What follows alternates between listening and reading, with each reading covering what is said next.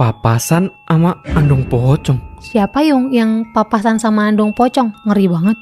Oh, ini loh Yung, ada senter kita yang ngirimin cerita horor pas dia masih duduk di bangku SD. Oke, gimana tuh? Nah, jadi si Raden ini tinggal di Jogja Yung. Tapi dulu itu dia itu sempat ikut neneknya di Sidoarjo. Nah, waktu itu si Raden ini masih duduk di bangku SD. Katanya sih kelas 4 atau enggak kelas 5 gitu dah. Nah, si Raden ini punya teman yang namanya itu Oim. Si Oim ini punya warung kelontong di rumahnya, yang dimana Raden ini suka main ke tempat dia. Nah, waktu itu malam minggu, pas kelar sholat maghrib, si Raden ini diajak sama Oim buat main ke rumahnya. Den, main yuk di rumahku. Dijawablah sama si Raden. Oke, tapi aku bilang nenek dulu ya, biar nggak dicariin. Sekalian nih naruh sarung.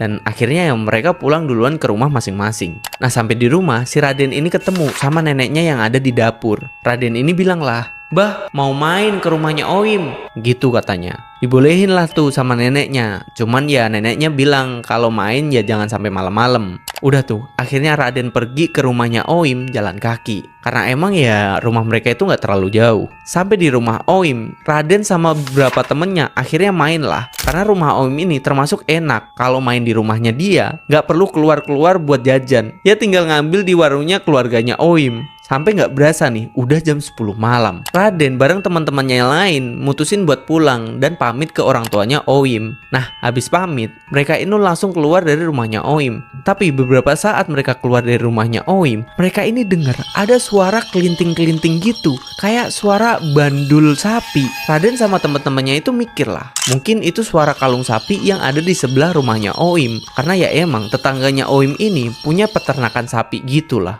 Nah, habis dengar itu, mereka akhirnya mutusin buat pulang masing-masing ke rumah mereka. Tapi gak lama dari itu, teman-temannya Oim serta Raden ini tiba-tiba balik lagi ke rumah Oim dan bilang kalau mereka minta izin buat nginep di rumahnya si Oim. Oim sama orang tuanya ini bingung lah ya. Ditanyain lah tuh, "Ini pada kenapa ya? Emang udah pada izin sama orang tua?" Di situ Raden nyeritain lah kalau ternyata belum jauh dari mereka jalan pulang, tiba-tiba pas mereka sampai di pertigaan yang gak jauh dari rumahnya Oim, mereka ngelihat ada sebuah andong yang gak ada kudanya Yung. Dan di atas andong itu ada sosok pocong. Katanya ya pas andong itu lewat, baunya tuh kayak bau melati, tapi melati busuk gitu. Mana kata mereka, pocongnya ini tuh mukanya serem banget Yung, merah gitu dan banyak lukanya. Akhirnya ya mereka ya panik lah. Dan akhirnya ya mereka lari balik ke rumahnya